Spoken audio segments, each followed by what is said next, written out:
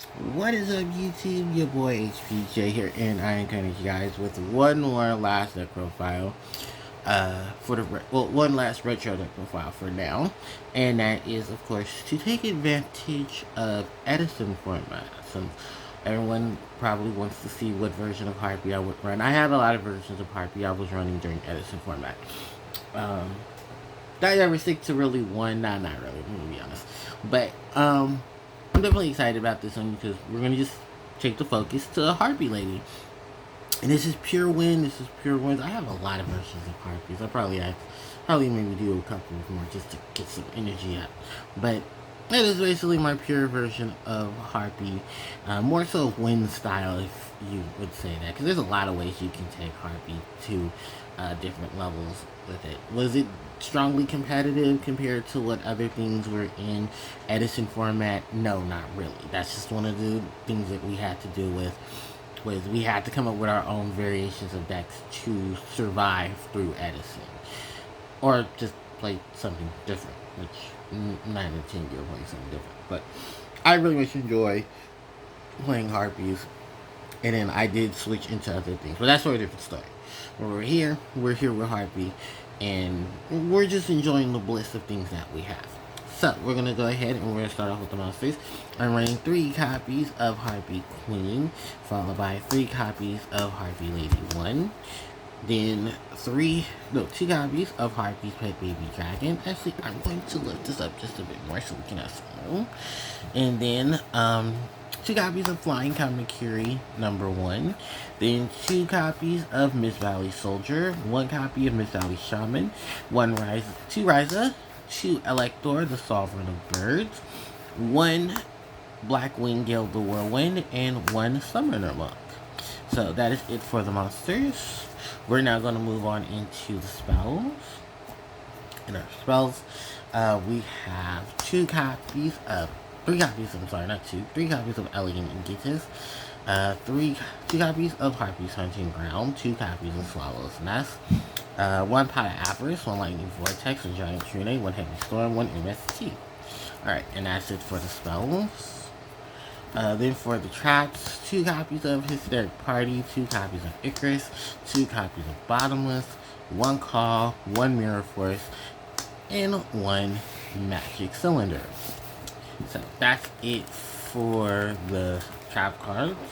And then for the put together extra deck, because oh boy, put together extra deck. We have 2 copies of we have 2 copies. I'm saying 1 copy.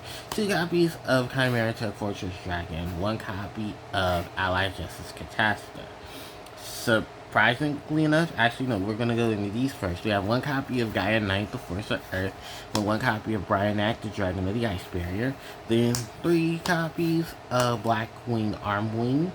1 copy of Psychic Life Transfer, 1 copy of Arcanite Magician, 1 copy of Black Rose, 1 Ancient Fairy, 1 Thought Ruler, 1 Stardust, and 1 Colossal Fighter. So that is pretty much it for the deck. And actually, I'm going to do, like I've been doing with my other videos, I'm actually going to start with the extra deck first. So basically, the extra deck at this point in time compiles of lots of things that you can use. If you can afford the things, then go for it. There is no Goyo because I currently don't own the Goyo. But Goyo is a monster I definitely recommended here. The other would be Blackwing Armor Master, which would be in here as well. Thought Ruler Archfiend. Just your good array of 7s and 8s that you can fit in to your extra deck if you have the access to them. So if you have the money and you can shell out for them, go for it. If you don't, just make we do what you had, because that's technically what I had to do at that point as well. So the 2 Chimera Tech Fortress Dragons are here to help with Machina, to help with gadgets and the various machine decks that were out at that time, because I was siding in Cyber Dragon as a way to help out Cyber Dragon. These guys were in the extra deck, and then we had System Downs as well. From there, we did move on into the 1 copy of Allied Justice Catastrophe, because Mind Control and Brain Control were very much useful, taking little monsters in and making them your own. If not, you can always just take out a lot of the for a lot of the 5s if you just want to stick to 6s, 7s, and 8s. Because mind control and brain control definitely did help with that versatility to take monsters and then use them to your advantage. With mind control, you can attack with the monster or tribute, but that's fine. Because with this card, what you do is you synchro.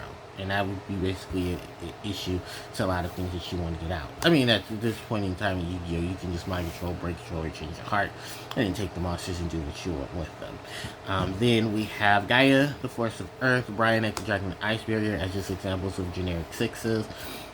Black Wing, Arm Wing, and I'm running 3 of them because of the fact that I do have Gale the Whirlwind. You can swap out and then put in the Armor Masters if you have the room. Then we have the Psychic Light Transfer, the Arcanite Magician. Here, let me move everybody over here. The Psychic Light Transfer, the Arcanite Magician, the Black Rose Dragon, and the Ancient Fairy. So, targets for level 7 synchros. As well, you have easy access to these because of the monsters that you have in the deck. Because since most of the Harpies are 4s, these will be your easy targets to get to. You can try to fit in the Sandgame if you'd like to, just so you have another free search for things, because Harpies didn't have a lot of their search cards at that point in time either. Just had your recruiters and stuff. Psychic Life Transfer to banish a psychic in the grave to gain 1,000. What was it? 1,200 life points. 1,200 life points. We're usually using her as just a fodder for synchro summon. Arcanite Magician synchroing with the what was his name? The Summoner Monk, so you can have a monster to pop things. Black Rose to wipe out the field. Ancient Fairy Dragon to deal with field spell decks. Then you had Colossal Fighter, Stardust, and Thought Ruler. Just as some good examples of level 8 monsters you can play around with. The thing about level 8 is you have access to so many of them, you can easily fit them in. I could easily run 2 Stardust Dragons, 2 Stardust, a Thought Ruler, Colossal Fighter, and even a Red Dragon, just so that they'll be able to help me check certain things. Because Thought Ruler gets the life points. We have Stardust to negate stuff, and Colossal Fighter, when the short battle, just comes right back. And if you're facing a warrior, that he'll have additional attack points for every warrior in the grave. So benefits. Alright, that is pretty much it for the extra, so while we go ahead and move on into this main deck. So, it is a Harpie deck, so you are going to see a plethora of Harpie cards in selection. While Harpie Lady Sisters are not here, they can be present if needed. But your B stick comes from Harpie Queen, who's going to be your physical search to search for Harpie's hunting ground, and be your 19 beat stick. You have Harpie Lady 1. You can switch in for Cyber Harpie Lady if that's how you feel for your Harpie engine. But Harpie Lady 1 gives the additional 300 attack to your wind monsters, so that you can knock things over. Harpie's Pet Baby Dragon, another monster here staple wise, just to pop things if needed. And be a 2,200 attacker when there's 2 or more Harpies on the field. And become the attack target. So, yeah. Good lineup here for Harpies. Like I said, you can add sisters if you want to. You can add Birdface if you want another wind monster that isn't going to just trigger Harpie's hunting ground. Or if you want to, you can play sisters if you wanted a bigger beat set. Alright, from there, we're going to move on from the Harpies to talk about the other wind monsters. Flying Kamakiri number 1 to search out for your Miss Valley Shaman, copy of itself, and your Harpie Type Baby Dragon, and your Harpie Lady 1. We have Miss Valley Soldier, great tuner, helps you get into your 4s. You can summon this Alpha Summoner Monk by discarding the spell and then just simply going into your rank 8s. Miss Valley Shaman, we definitely had a range of we didn't have too many range of wind tuners. A lot of them started to come out later on. But Shaman and Soldier being from Miss Valley definitely did help you and benefit from a lot of things, because they were definitely some go-tos that I had. We're then going to move on to the tribute monsters in the deck. That's right, we have some tribute monsters. So we have Ryza, the Storm Monarch, and we have Alaktor, the Sovereign of Birds. So the Sovereign of Birds can be special summoned to the field if your opponent controls 2 or more monsters of the same attribute, which that's not hard comparing to most decks that were in play. Once a turn, this monster can target 1 card on the field and negate its effects until the end of the turn. And this, there only can be one Elector to Sovereign of Birds, so that's perfectly fine. And basically, you get a free body for a 2400 beater that can swing into things, and with the Harpie support, you can basically make this 27. with the Harpie Lady 1 plus the Hunting Ground. And additional stuff as well. Rise of the Storm Monarch is nothing more devious than a Monarch summon. Ryza is definitely a great one because you can tribute off of Vanilla. You such summon an Elector, negate something, then tribute summon Ryza on top of it, and then send something to the top of the deck. That could be an issue. These are just some easy floaters that you can easily do if you don't want to run some high level 7s, because I'm really not running any 7s in this build anyway. But yeah, those are my go-to for the tributes. Then we have the one of in the form of Blackwing Gale, the Whirlwind, and Summoner Monk. So Monk at the time was still at 1. The reason is because Monk was still able to help X-Saber Floatly summon a lot of things, especially with Rescue Cat. So yeah, Monk's easy access to things, easy setup for spell stuff in the grave. Even though there weren't too many spells at the time that benefited from being in the graveyard, there was still a lot of abilities and stuff that definitely helped push that. Blackwing Gale, the Whirlwind, lovely tuner, great for synchroing into a lot of pieces. Yeah, so I definitely put at least one Gale in here. Alright, so that is it for all of the monsters.